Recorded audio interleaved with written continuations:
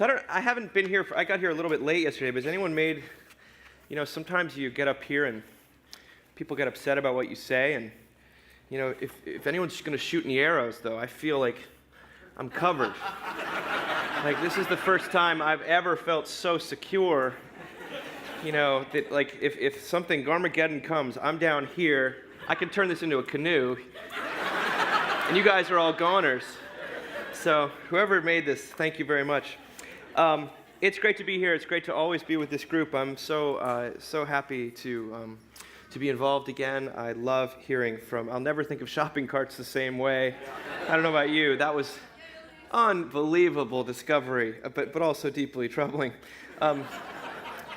Just a little troubling in the same way, there's a review that was on BuzzFeed this past week of the new Google Pixel 3 phone. Does anyone have the new Google 3 Pixel phone? No? Well, this is what the review by Matt Honan says. The world is on fire, but the new Google Pixel 3 in my pocket is cool to the touch.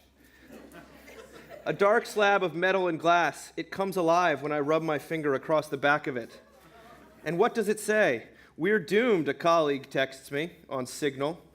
A push alert from a news site has more details on the alleged murder and dismemberment of a Saudi journalist. On Nextdoor, several neighbors report that their drinking water has tested positive for unsafe levels of pesticides. Facebook is hacked and our information is out there. Everyone on Twitter is angry. Everyone on Instagram is posturing. You are less beautiful than they. The places you go are not as interesting. You should feel bad because you are worse in every way, but oh, that camera. That lens feature that can tell me what I'm looking at, what kind of plant, or what information is captured in a business card so that I do not have to enter it in or even remember it at all. I don't have to remember. Okay, Google, I don't want to think about it, okay? Okay. It's a very, very funny sort of review of what it's like to be alive in 2018, no matter where you're from, no matter what you're up to. We feel sometimes, someone described their ecclesial context as a dumpster fire earlier, and I said that sort of was kind of what the world feels like, at least if you're on your phone. And maybe not, because a lot of us read things like 1517, and hopefully you all read Mockingbird. I know you do. And you're enlightened through your phone and whatnot, but he goes on in that interview to say, why is it that sort of I'm anxious when I'm not looking at my phone, and then I look at my phone and I get a little more anxious, and then I'm never not anxious? Something is going on, and I've been asked today to speak about culture and the countercultural cross, and by speaking about culture! Culture is amazing. Thank you, John. Now, I got the sense when I was asked to speak about culture and the countercultural cross, I wasn't being asked to speak about sort of culture generally. This is a culture. What's the culture of 1517? You can't escape. You have a culture of your family. You have a culture of the hotel, and that would apparently include no working elevators. Everyone's involved in a culture. There's a culture in your church. None of us are outside the culture. Let's just get that out of the way. But when I was asked to actually speak about the culture, what it feels like to live in our culture that we're all a part of by using our phones, by interacting with other people, that we're complicit in it. We're not outside of it, so let's just say that from the get-go. But what is going on right now? I think that's what I was tasked with this subject. What is happening? Well, my theory is that our crisis today that we are dealing with, and the reason life feels like such a dumpster fire, or we're so anxious and lonely and depressed and sad and alienated and bitter, is that not that religion or belief is on the wane. I truly feel that we are more religious than ever and about too many things. Now, what do I mean when I say that? There's religion that we do on Sunday, and a lot of times when you hear people talk about religion in the culture, it bears no resemblance to how I see what's going on Sunday, maybe how you see. But there's that. There's the kneeling and the standing and the singing and the Lord's Supper and the preaching. But then religion more generally, I think we can the way I've come to understand it with a sort of a small r is that It's the justifying story of your life. It is your guilt management system. And everyone has one. Just as like Ferde would say that everyone's a theologian of some type, we're all theologians of glory, but you can't sort of opt out. Even if you have no theology, that's your theology. We're all religious, and I think that we may be sleeping in on Sunday mornings or going to more soccer games, as the case may be, but we've never been more pious. Religious observance has not faded apace secularization, as sometimes you hear it talked about. It's just migrated, and we've got the anxiety to prove it. I feel like, in this sense, in the lowercase r sense, we're almost never not in church. And so this is what I'm going to talk about a little today and how it relates to this countercultural cross. So again, religion is your preferred guilt management system. It doesn't matter how you check the box on your on the census or the Pew survey or the Gallup or something like that. It's whatever you're leaning on to tell you that you're okay, that your life matters. It's another name for all the ladders we spend our lives climbing towards some dream of wholeness. It is not just the controlling story of your life, it's the justifying story of your life. So in that sense, our religion is that which we rely on, not simply for meaning or for hope, but for enoughness. This word enoughness, listen carefully and you'll hear it absolutely everywhere in the culture and out of your own mouth, especially when it comes to anxiety, loneliness, depression, exhaustion, division. You'll hear about people scrambling to be successful enough, happy enough, thin enough, wealthy enough, influential enough, desired enough, charitable enough, woke enough, good enough. And we believe instinctively that were we to reach some benchmark in our minds, then value and vindication and ultimately love would be ours. In other words, if we got enough, we would be enough.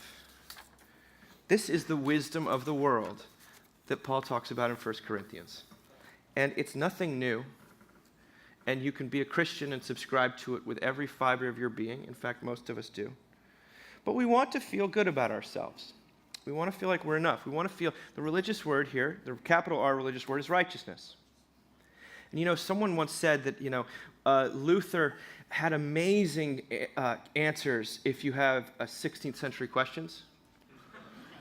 It's just a kind of a put down. But I could see kind of what they're saying. Maybe some of us aren't totally hung up with our standing before God. And you talk to some people in downtown San Diego, they'll be like, what are you talking about? But if you ask them, do they feel like they're enough? Are they occupied at their core with some struggle for righteousness? If they were being honest with you, they would say yes. Every single person. And the more I read, actually, the Heidelberg Disputation, I reread it again last week in preparation for this talk, and I thought, oh my goodness, this is contemporary. Yeah. Or contemporary is the wrong word. This is simply timeless. He tapped into something of our DNA. So how about you and me? Well, we want to feel good about ourselves, so we edit our personalities to maximize the approval of others. We do this in person. Maybe we exaggerate hardships to make ourselves seem more heroic or others seem more villainous. The theological term for the energy we expend for the sake of feeling righteous, of course, is self-justification, and I don't think it can be overstated as a motivation in human affairs. Right. Thank you.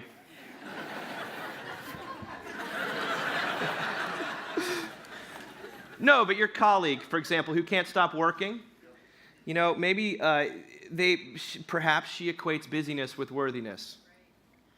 Your perpetually single friend who can't seem to ever find someone who meets up to his standard. Well, it could be that he's looking to another person to complete him, to make him feel like he's enough. And what about you? Maybe the reason you can't stop scrolling through your social media feed is because it confirms how righteous your opinions about others and yourself are.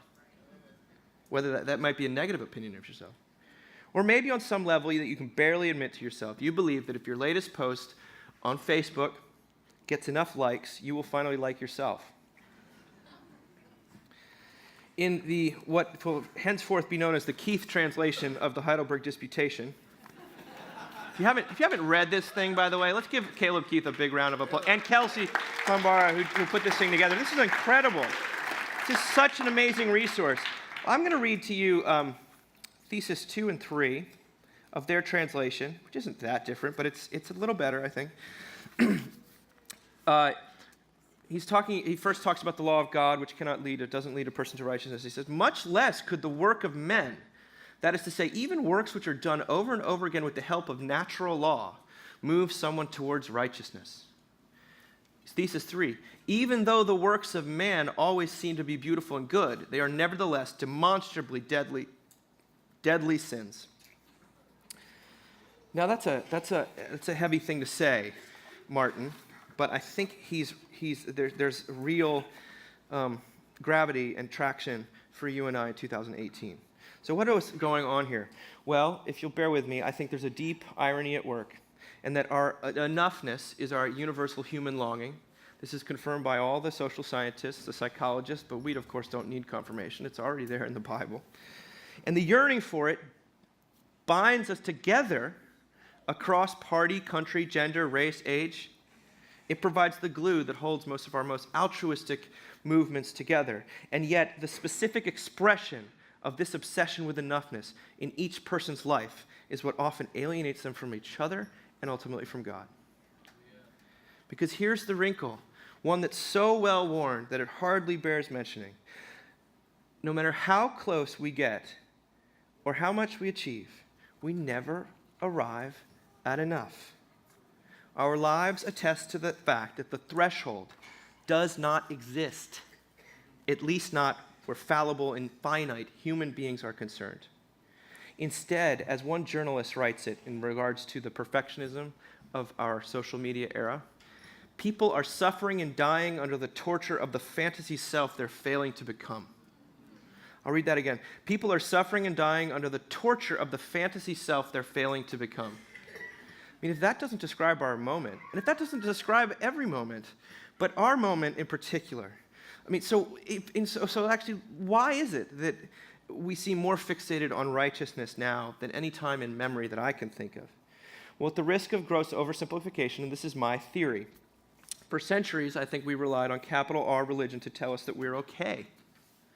Clergy would reveal the shape of true righteousness and how we might come to be associated with it. They would give the word, they would give the sacraments, and people would leave, God willing, and this isn't every church, but you'd leave with some sense that you'd been absolved.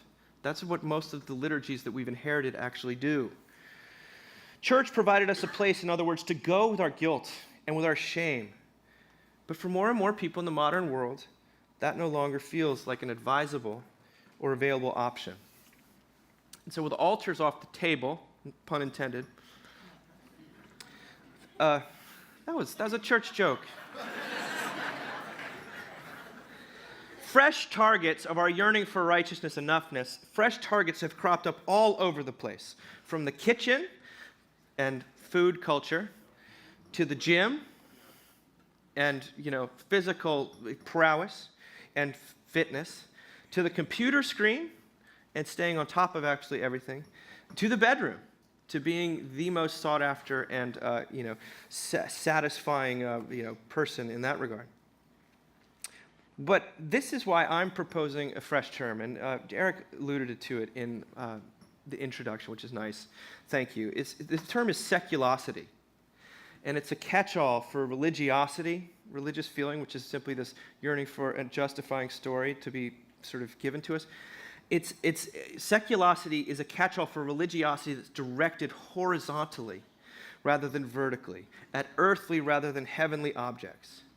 So the subtitle, it's long, I'm sorry, but I had to, if you're trying to combine secular and religiosity, and people are like, what is secular, what is religiosity? And you're trying to do that, apparently in the publishing world, you have to explain what that means. And the subtitle is How Career, Parenting, Technology, Food, Politics, and Romance Became Our New Religion, and What to Do About it. So buy it all, it'll be available in April. And anyway, it's interesting, but it's also quite tragic, and it applies to this person right here. If you'll note all of those categories, they basically hit a man living on the East Coast of America in his 30s in 2018 perfectly. That's not a coincidence. So, righteousness is running amok out there, and it is it's fostering mercilessness everywhere you look. We talk about we live in a very merciless culture, not just politically, in every way. We live in a very merciless culture. My friend was talking to his students who he has in New York, and they're sort of secular students at a school, and he was talking to them about Johnny Cash and that song of his, Hurt, about the mercy that a person receives at the end of their life, and that Jesus taking on the mercy of the world, being merciful, taking on the sin of the world. And the students hated it. They say, how would you, this man who's a white, rich, successful person who's done so well, you're just going to let him off the hook? Crucify that guy. Now, that's not to create some sort of self-pity. That's simply how the human spirit does not like mercy when it comes to people that we don't want mercy, that are not like us. But where once we chose between a different array of schools to attend, for example, now there's the one that will ensure our future success and that of our children, and then there's the many that will squander it. Where once there was a sea of possible people to date, now there's Mr. or Mrs. Right, and everyone else is a waste of your time. What's more, it often seems that the further we retreat from capital R religion, the more contenders emerge to harness our floundering religiosity. This is what Charles Taylor, the Canadian philosopher, calls the Nova effect. And he calls it's like an explosion of religious pluralism. But if you don't want to go to Canadian philosophy, just think of the video game Centipede. You know that video game? It's this like centipede that's going around, and you're supposed to try to destroy it. If you cut off the head of the centipede, it doesn't kill the beast. Instead, it divides it into a bunch of like extra dangerous little children. And the more fearsomely you slash, the more nefarious the multiplication. So what am I saying is that we've just created a gazillion different religions. And it's a little differently than idolatry. I'm not really talking about that, because idolatry involves us worshiping something as though it's God. I'm talking about people trying to secure their righteousness through adherence to standards of behavior and belief that are creating the exact opposite of righteousness. These new religions go by different names, but they function all basically the exact same. They cast a vision of enoughness and then implore us to realize that vision with our personal forbearance, grit, and of course our hard currency for the sake of existential reward, that we will then be enough. If you eat well enough, love well enough, parent well enough, stay busy enough, you will be enough. So in other words, they maintain all of the demand and much of the ritual, if you've been to Soul Cycle recently, or watched, Chef's Table on Netflix. They maintain all of the demand, but none of the mercy of capital R variety. And it's exhausting, to put it mildly. And again, membership in a church does not exempt you from this. You're probably just, worshiping right along with everyone else. Now, this is just the objects of our seculosity: food, romance, education, children, technology. They're not somehow bad. Quite the opposite. They're by and large pretty great. It's only when we lean on these things for enoughness, for righteousness, when we co-opt them for our self-justification or make them into arbiters of salvation itself, that they turn toxic. They can't bear that weight. They've all become what we would refer to in this room as religions of law, or as the Heidelberg Disputation talks about, as religions of human works, as opposed to that revealed by the law, capital L, law of God. These are religions of human works in which divine favor, or enoughness, simply put, is bestowed on those who conform to its conception of righteousness, those who act in accordance with the thou shalts and the thou shalt nots that God has laid out. But a small r religion of seculosity promises functional salvation to those who live up to its demand, expressed more often than not in the shoulds and the oughts that we inferred from our shared ideals. Thou ought to be skinny or influential, or my favorite today is effortlessly sophisticated. My shirt's a little rumpled. I kind of maybe I ran out of bed, rolled out of bed and just sort of walked up here. Does it feel effortless? Because it's not. could lose a few pounds. There's a great McSweeney's did an article recently, woman hospitalized after attempting effortless lifestyle. A 36-year-old woman was admitted to the emergency room this afternoon after several attempts at an effortless lifestyle. Patient reports attempting effortless lifestyle after a friend of a friend claims she was heading to Tuscany for 2 weeks with, quote, 4 simple essentials, one of which included a sundress that converted to a tablecloth for last-minute picnics near San Gimignano. That's the world we're living in. But it's this precise understanding of religion that's parodied so well in the sitcom The Good Place. Anyone watch The Good Place out there? In which it's revealed that people accrue points during their time on Earth according to their deeds.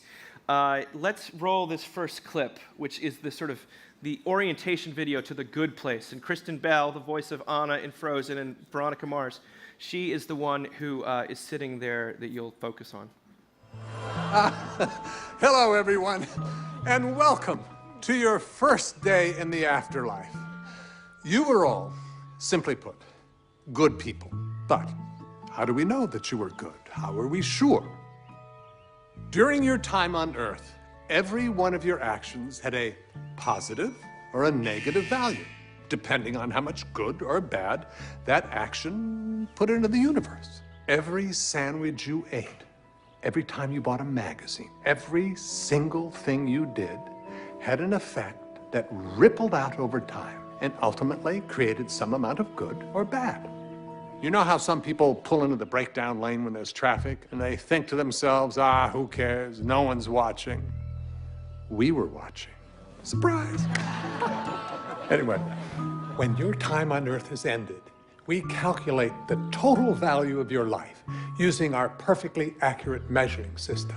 Only the people with the very highest scores, the true cream of the crop, get to come here, to the good place. What happens to everyone else, you ask? Don't worry about it. The point is, you are here because you lived one of the very best lives that could be lived. And you won't be alone. Your true soulmate is here too. That's right, soulmates are real. One of the other people in your neighborhood is your actual soulmate, and you will spend eternity together. So welcome to eternal happiness. Welcome to the good place. Sponsored by otters holding hands while they sleep. You know the way you feel when you see a picture of 2 otters holding hands? That's how you're going to feel every day. So it's a beautiful picture of the world, of basically a theology of glory, which says it's up to you. Your story is your glory story, to get the most points, to be justified according to works of the law, and to not actually be distracted, or only be distracted in the right ways, so that your score goes up. Did you see some of those? Remaining loyal to the Cleveland Browns nets you 53.83 points, while overstating a personal connection to a tragedy that has nothing to do with you will ding you 40.5 points. It's telling that the performancism here is both universally and immediately recognizable to audiences, no matter what they say they believe. And its pitfalls are so endlessly entertaining. Now, what happens here is Kristen Bell, the blonde who's played by, her name is Eleanor Shellstrop, she realizes she's there by mistake. She shouldn't be there. She was an awful person in life, totally self-absorbed and just in the funniest possible way, but a complete stinker of a human being, a real sinner. And she's like, what am I doing here? They find out that she shouldn't be there. But when the real Eleanor Shellstrop shows up, and so they have to, but by this point, she's become friends with people in the good place, and they have to figure out a way for her to stay. And so the following thing, this is the meeting where they have that little powwow. Why don't we roll this one too? Now I'm about to show you some very sensitive information. The final point totals each of you achieved for all your actions on Earth. Whoa, your point total was crazy high, Eleanor. Sorry. Crazy High Eleanor was my nickname in college. I accidentally saw these point totals when Michael was fixing a sinkhole. It gave me an idea. We will apply the formula to Eleanor's actions here in the good place, and if you earn enough new points, then we could argue that you should stay here. Would that work? Don't know. Never had to prove someone belonged here before. But the judge will be here soon, and this is the best way to build our case. Now, the average point total for a resident here is roughly 1.2 million. Right now, based on everything that you did on Earth, you have negative 4,008. That's not great. But I'm gonna do nice things for every goober in this place until my point total is so high I can rub it in all their smug faces. You just lost 5 points.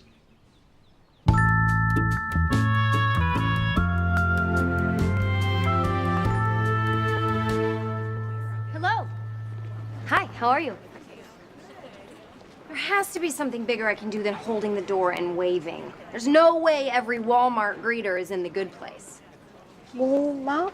It's a place regular people go. You haven't heard of it. Well, look, I know this is tedious, but holding a door for someone is 3 points, and if you do it for everyone in the neighborhood, then that's almost 1,000 points, which is a start. Besides, all the big ticket items are impossible, I'm afraid. It's not as if you could, sacrifice your life to save others or change the consciousness of a nation. Both of which I did, by the way. Such fun. Have a wonderful day. This is pointless. The ticker isn't even going up. And everyone's giving me the stink eye. Great job tonight. Have you checked the ticker? I could really use some good news. Okay. Oh, come on. Well, the nightmare continues. The nightmare continues. How did this not work?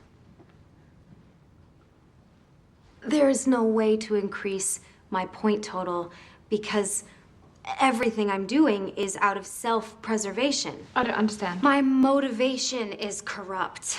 Even when I do nice things, I'm only doing them so I can get something out of it, the ability to stay here, which means none of this had any real moral value. It doesn't count. Holy shirt. You can't say a curse word, so every time it's the good place. So every time she tries, it says shart or something like that. But what we're seeing here is how your attempts to, engineer your own righteousness goes back, because your motivation's corrupt. It's unbelievably astute, but I mean, it's not quite as good as supermarket carts, but it could be. When I first heard Elise give that, I thought, is that something from the Good Place? Anyway, religions of law and of human works may succeed in the short term because they do appeal to our sense of control, but they run out of steam eventually when confronted with the realities of the human heart and the human conflictedness. This is why I think theologies of the cross do not worry so much about our bad works as they do about the self-righteousness that comes from our good works.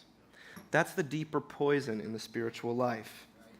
And as anyone who's tried to hang their self-regard on a target of seculosity finds out, enough, again, even if you're sinfully trying to get to her, it simply doesn't exist. It's always retreating into the distance. Maybe you know Marcus Persson, the mind behind the viral video game craze Minecraft. Shortly after selling his company for billions of dollars and getting what he calls, quote unquote, everything, he tweeted to the world at 3 a.m. that he was, quote, hanging out in Ibiza with a bunch of friends and partying with famous people, able to do whatever I want, and I've never felt more isolated. Now that's Marcus Persson, and that doesn't hold a candle to the stuff that's been coming out of Elon Musk's mouth this past year. I mean, have you been following that guy? He's a walking illustration of the law. I wish I had $1 billion too, I guess, and could go to Mars. But he said, I can't sleep at night because there's no one in my bed because I'm so lonely. And then he asks the interviewer in the interview if he knows any person that Elon can date. I mean, don't you feel for that guy? I feel for him. That kind of, righteousness, at least enoughness according to the world, has isolated him so completely. It's so led him in the opposite direction of true love and peace. And this is true. Lady Gaga said the same thing, by the way. Religions of human works promise wholeness and peace, but they ultimately deliver anxiety, self-consciousness, and loneliness. And therefore, a culture awash in seculosity is a culture of despair, because it's all glory, no cross, no even possibility of the cross. I'll give you one big example, and that's the seculosity of romance, which I think is often where the rubber meets the road. Back in 1973, in his just as upbeat as you'd imagine book, The Denial of Death, Becker prophesied that the wedding industry's, he prophesied all about the wedding industry's explosive, Ernst Becker, the wedding industry's explosive growth when he introduced the idea of apocalyptic romance. And what that meant is that to fill the void left by capital R religion, we would turn first and foremost to romance. He wrote, "The love partner becomes the divine ideal within which to fulfill one's life. All spiritual and moral needs now become focused in one individual." This is precisely what happened with Molly and Peter. It's a true story. 6 years after a painful divorce, Molly meets Peter. She was, by her own admission, cynical about love, and especially the marital kind.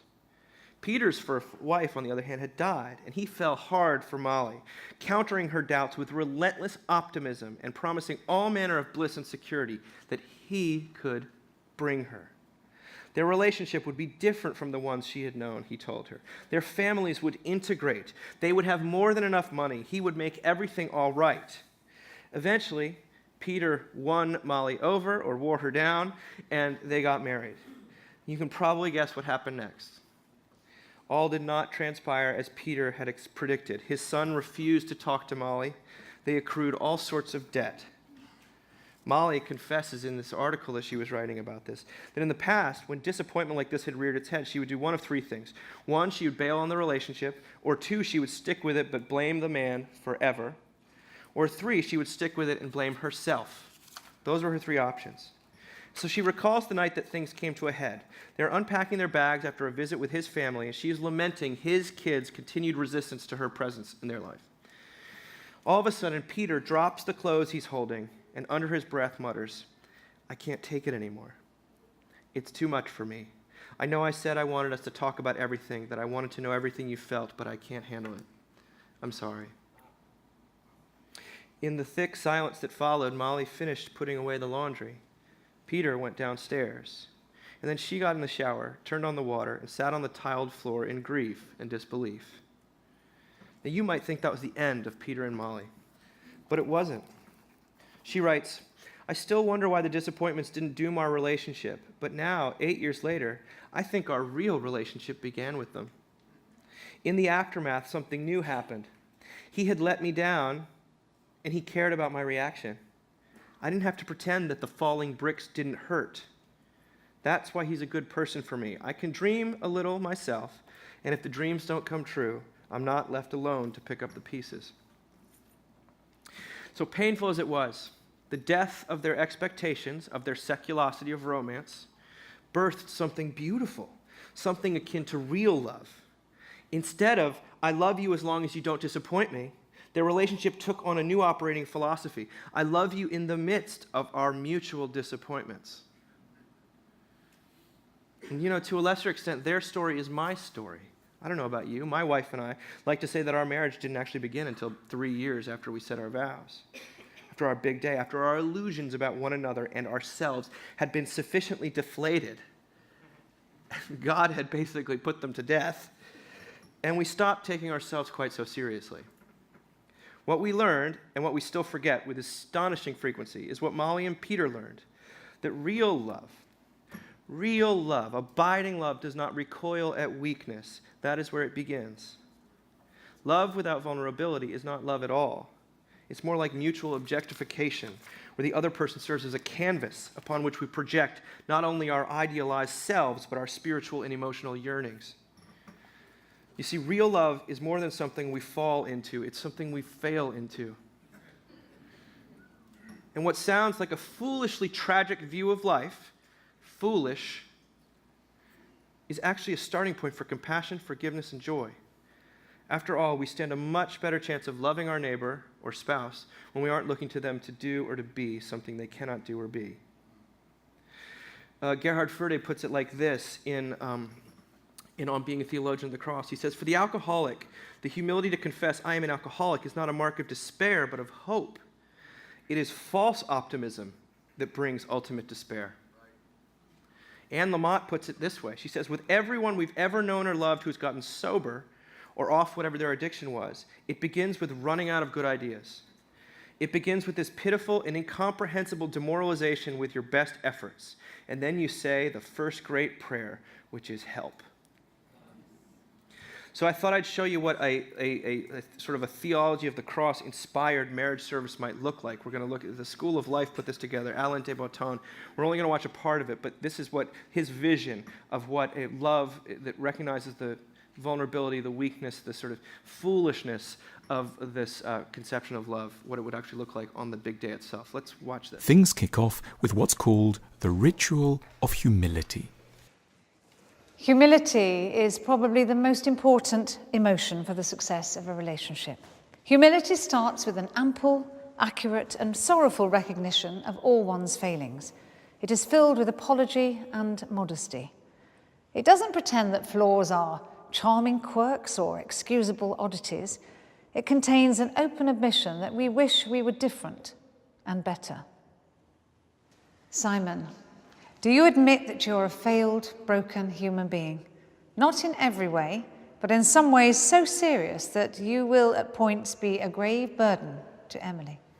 Yes, I admit I am failed and broken. Before coming here today, freely and openly and after careful reflection, you have listed your failings as you recognize them. You've listed them in this book.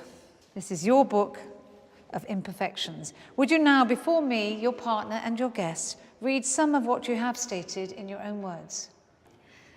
I acknowledge that I'm not good at communicating my feelings maturely. I won't say what's bothering me, but instead sulk and expect you to read my mind and get furious at you when you can't. I can be quite self-involved. I tend to assume that if you're upset, it's something about me. I get jealous even over small incidents and become petty and hateful instead of showing that I'm afraid of losing you. Both partners admit to their multiple faults. Self-righteousness is, after all, the great enemy of love. Neither of us is fully sane or healthy. We are committed to treating each other as broken people with enormous kindness and imagination when we can manage it. There is nothing odd about this couple beyond the ordinary oddness that is everyone's lot. They've merely put into words the errors and failings of which we're all continuously guilty. We are all broken. We have all been idiots and will be idiots again. We are all difficult to live with. We sulk and get angry, blame others for our own mistakes, have strange obsessions and fail to compromise. We are here to make less lonely with feelings. We'll never know all the details, but we understand. I'll say it again, and I think that they said it in the marriage ceremony here, and it's directly out of the disputation. Self-righteousness is more poisonous to the spiritual life than self-indulgence. And this is the great, Alan Jacobs says that the great sin of our age is wrath. And I think that wrath is you're only capable of wrath when you're convinced that you're right. And maybe there are matters in which things are, there are clear convictions to be had. But there's a difference between that and self-righteousness. Ferde puts it this way: a deadly sin is one that actually separates and seals us off from God, that occurs when the apparent goodness of our works seduces us into putting our trust in them. That is, it occurs when the very goodness of the work is such that it dissuades us from confessing. A human work, no matter how good, is a deadly sin because it in actual fact entices us away from naked trust in the mercy of God to trust in self. And I watch this thing, which has had no trust in self, and yet I find myself so hopeful. And as a married person, I want my wife to watch it with me so we can laugh and that we can realize how we are those people and that God has kept us together through his grace and mercy. So, I thought I'll close by saying that culture with a capital C does not apply to all works of culture. Some of them have a way of conveying the gospel with startling acuity. Better than the church, by the way, oftentimes, because the church in our day and age, and maybe always, has become another venue for establishing our enoughness apart from God. We just use spiritual language to do so. But the cross remains countercultural in the deepest possible sense. And I see this greatly in the short story from 1958 by Langston Hughes called Thank You, Ma'am. Maybe you're familiar with it. It is, there are only two characters in the story. a boy named Roger, and a, quote, large woman with a large purse named Luella Bates Washington Jones. They're in Harlem, and Luella is walking home late at night when Roger runs up and tries to steal her purse. Before he can get away, Luella grabs the boy and won't let him go. He's in for it, is what we think, because she's the kind of lady that people in 1958 would call a battle axe.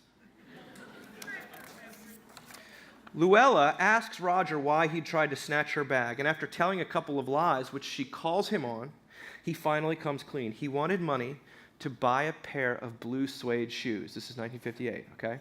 The songs, both Perkins and Elvis had done the songs.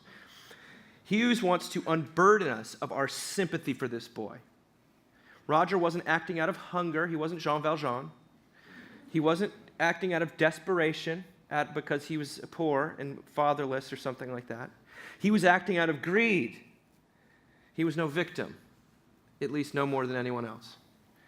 Anyway, Roger assumes that she's getting ready to haul him into jail, into juvie.